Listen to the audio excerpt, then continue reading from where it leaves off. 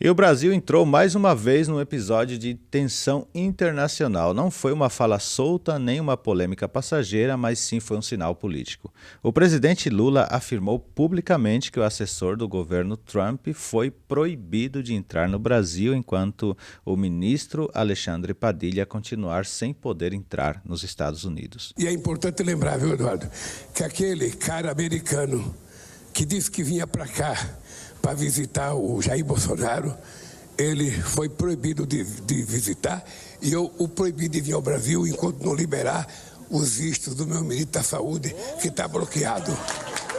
Não, sabe que bloquearam o visto do Padilha, o visto da mulher dele e o visto da filha dele de 10 anos. Antes disso, o ministro do Supremo Tribunal, Alexandre de Moraes, já havia negado a visita a Jair Bolsonaro e o Itamaraty confirmou a revogação do visto, alegando omissão e falseamento de informações sobre o motivo da viagem. O próprio chanceler Mauro Vieira tratou a tentativa de visita como uma possível ingerência em assuntos internos do país. O que isso mostra? Mostra que a crise deixou de ser apenas um embate entre Lula e Bolsonaro. Ela passou a ter dimensão diplomática. Quando um assessor ligado ao governo americano entra nesse cenário, quando o Supremo interfere, quando Itamaraty revoga visto e quando o presidente da República responde em tom de reciprocidade, o recado para fora é claro.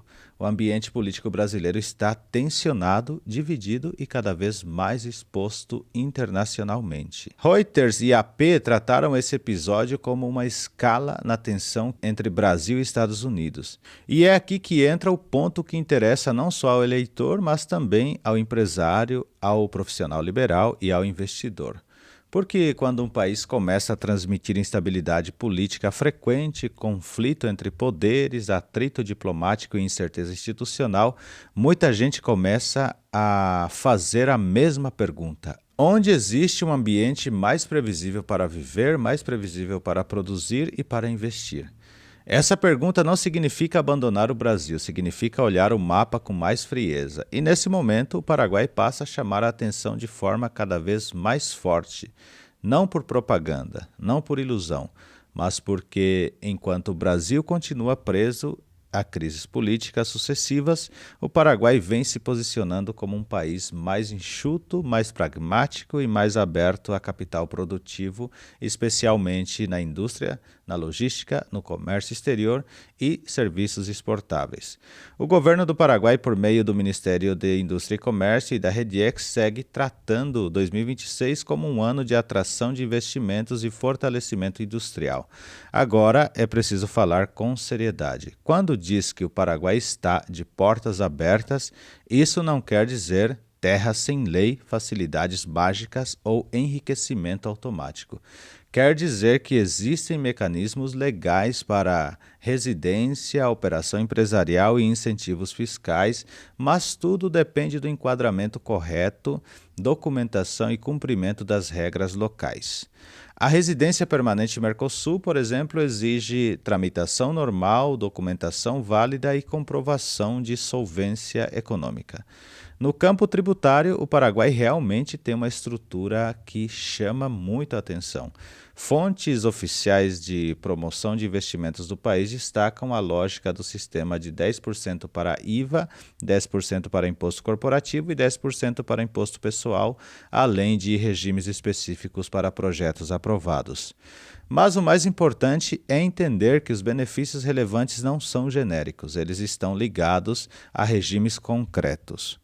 Um deles é a Lei 60/90, que prevê incentivos para projetos de investimento aprovados, com possibilidade de isenções tributárias conforme as características do projeto, incluindo bens de capital e outros itens previstos na legislação. Em certos casos, os benefícios podem durar 5, 7 ou 10 anos, dependendo do perfil e do porte do investimento. Outro é o regime de maquila, que permite instalar a operação no Paraguai e subcontratar empresa local para produzir bens e serviços voltados à exportação. Nesse modelo, há suspensão de impostos aduaneiros sobre insumos e bens de capital vinculado ao regime, recuperação de IVA em certas compras locais e um tributo único de 1% nas condições previstas pela lei. E aqui entra um detalhe importante para quem acompanha o CPO Digital. Isso não é teoria de folheto. O regime de Maquila fechou 2025 com um recorde histórico de exportações acima de 1,3 bilhão de dólares, com forte peso de autoportes, têxteis, alimentos, alumínio e plásticos. O Brasil foi o principal destino dessas vendas e os polos mais concentrados estão justamente em regiões estratégicas como Alto Paraná, Central, Capital e Amambai. Ou seja, o movimento é real, existe atividade econômica real, existe indústria real, existe exportação real. Por isso, o Paraguai começa a entrar no radar de 3 perfis. Primeiro, o empresário brasileiro que quer reduzir custo operacional de forma legal e exportar com mais competitividade. Segundo, a família que busca ambiente menos carregado politicamente para reorganizar patrimônio, moradia e rotina. Terceiro, o investidor que percebe que a fronteira entre Brasil e Paraguai deixou de ser apenas comercial e passou a ser estratégica. Mas é fundamental manter os pés no chão. Paraguai não é solução automática para todo mundo. Nem todo negócio se encaixa em Maquila, nem todo projeto consegue aprovação e incentivo fiscal, nem toda mudança de país compensa financeiramente e nem toda promessa vendida na internet resiste a uma consulta com um contador, com advogado migratório e com especialista tributário local. O ponto sério é outro. O Paraguai hoje oferece uma alternativa concreta para quem quer diversificar risco geográfico e institucional dentro da legalidade. Enquanto no Brasil o debate continua girando em torno de confronto político, crise diplomática, insegurança de rumo e desgastes institucional, o Paraguai trabalha para atrair fábricas, serviços, logística, centros operacionais e novos residentes formais. Então, a pergunta que fica não é apenas o que o Lula quis dizer com essa crise. A pergunta maior é: que tipo de sinal o Brasil está emitindo para quem produz, para quem investe e para quem planeja o futuro da família?